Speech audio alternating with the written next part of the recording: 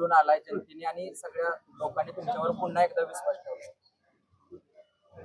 सर्वप्रथम ज्या माझ्या नेत्यांनी मला उमेदवारी दिली, भारतीय जनता पार्टीच्या वतीनं पंचायत समितीला उमेदवारी करण्याची संधी दिली, त्या आदरणीय जयकुमार गोरे भाऊ यांचं मी सर्वप्रथम आभार व्यक्त करतो। आणि या ठिकाणी सर्वच मतदारसंघातील इच्छुक उमेदवार, सर्व नेते मंडळी आणि सर्वच नागरिकांनी माझ्यावरती विश्वास दाखवला।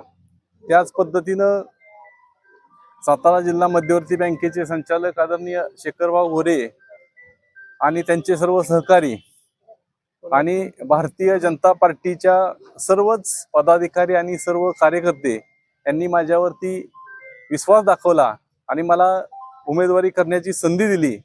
त्याबद्दल मी सर्वप्रथम या सर्वांचंच आभार व्यक्त करतो। आणि बिनविरोध निवडीचं म्हणाल तर जे इच्छुक उमेदवार होते आणि ज्यांनी फॉर्म भरले नव्हते तरी पण ते इच्छुक होते, त्या सर्वांचं, आणि ज्यांनी फॉर्म भरले होते आणि त्यांनी माघार घेतली त्याही सर्वांचं मी आभार व्यक्त करतो। आता आपण बिनविरोध निवडून आलाय, बाकीच्या गटाने आणि गणात काय संघटना असतील वगैरे काय अंदाज?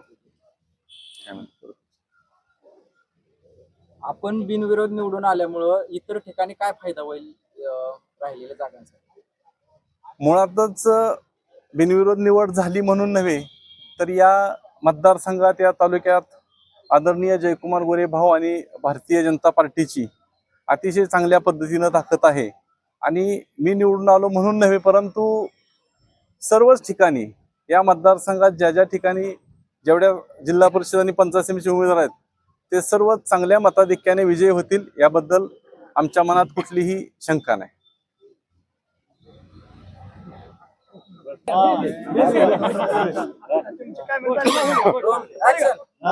भारतीय जनता पार्टीचा विजय असो, भारतीय जनता पार्टीचा विजय असो, आमदार जयकुमार गोरे भाऊंचा विजय असो, आमदार जयकुमार गोरे भाऊंचा विजय असो, माननीय अर्जुनदादा कळंचा विजय असो, माननीय अर्जुनदादा कळंचा विजय असो, शेखर भाऊंचा विजय असो। तुमचे जवळचे विश्वास आणि तुम्ही एकत्र काम असणारे तात्या पुन्हा एकदा बिनविरोध निवडून आलेत आणि अनेक वर्षाचा त्यांचा झेडपी आणि पंचायत समितीचा अनुभव तुम्हाला आता कामाला आलाय।